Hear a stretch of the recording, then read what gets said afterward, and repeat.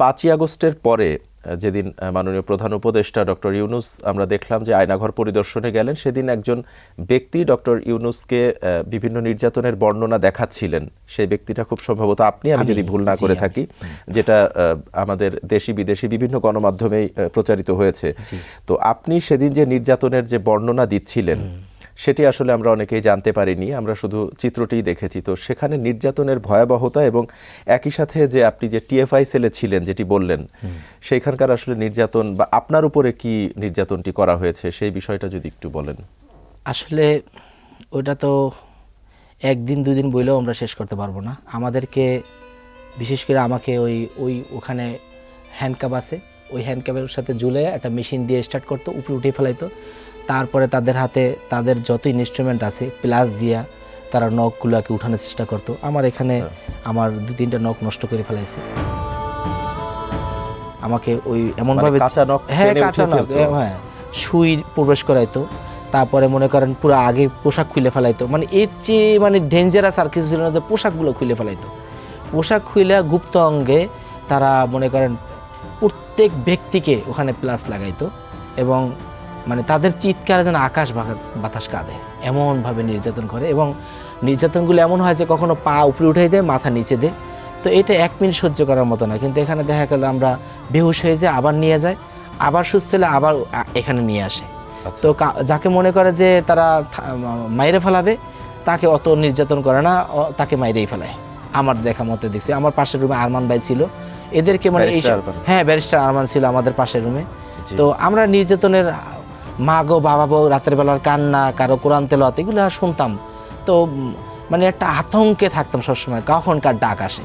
তা আমাকে এরকম সেভারাল টাইম ডাক আসছে। তো আনলিমিটেড পিটাইতো, সব পা উপরে, কখনো মাথা নিচে, কখনো আবার হাত উপরে। মনে করেন যে এই রগগুলা আমার শরীরে থাকতো না, সব ছিঁড়া মনে হয় যেন কোথায় চলে গেছে। তা মনে করেন যে ট্রিটমেন্টের জন্য সন্ধ্যার পর বা রাতের বেলা ডাক্তার আনতো, আবার কিছু ট্রিটমেন্ট করতো, আবার ভালো হইতে না হইতে আবার নির্যাতন, নির্যাতনের উপরে নির্যাতন। অর্থাৎ সেই ডাক্তারগুলো জানতো যে এখানে কি ধরনের জানতো। নির্যাতন করা হয়। ডাক্তারদেরকে বলার চেষ্টা করতাম, একটু বাইরে বললেন যে আমরা এরকম, বুঝছে কিচ্ছু করার নেই। ওরা আবার বলে দিত, ওদেরই ডাক্তার বলতে এইগুলো কিন্তু বলে আমাদেরকে। তা আর বুঝতে পারতাম যে সব। এবং তারপরে তো নির্যাতন নিশ্চয় আরো বাড়তো। নির্যাতন কি নির্যাতন, মনে করেন যে চোখের সামনে যখন দেখি যে নিয়ে যাইতেছে, ক্রস ফায়ার দিতেছে চোখের সামনে, আমাদেরকে আরেক বাইকে নিয়ে মারতেছে, আরেক গন্ধ নিয়ে মারতেছে।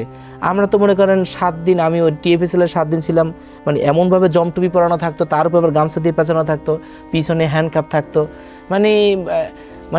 কেন যে তারা মারে তারা নিজেরাও জানে না, কি জন্য কি মারতেছে। তারা যখন বলতো যে এই বড় অফিসার যখন আসতো তখন নির্যাতনটা বেশি শুরু করতো। তার আগে কিছু সময় ভালোও থাকতাম, কখনো যে নির্যাতন নেয় বসে আছে চুপ করে।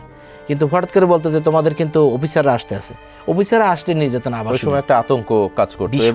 রাতের কথা যেটি বলছিলেন যে একটি আতঙ্ক বা নিস্তব্ধতা নেমে এলে যে একটি আতঙ্ক, সেই আতঙ্কের ভয়াবহ কোনো স্মৃতির, দুঃসহ স্মৃতির কথা মনে আছে? যেমন আমি যখন ইতে ছিলাম 7 দিন, যখন একদম ঈদ করলাম, পাশে ছিল ওই 7 খুনের যারা হত্যা করছে যাদেরকে, নারায়ণগঞ্জের, ওরা ছিল এখানে।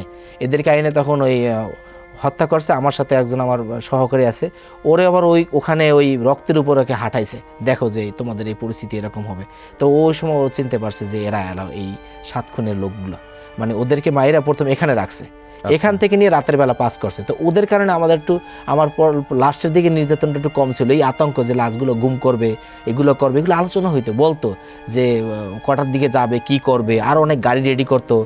তারপরে ক্লিয়ারেন্স আছে কিনা, ওদিকে ক্লিয়ারেন্স ক্লিয়ার করতো। তো আমরা আশায় থাকতাম যে আর একটা কিছু ঘটলে আমরা একটু ভালো থাকতে পারতাম। এইরকম এক ঘটনা আর এক ঘটনা ঢেকে যায়।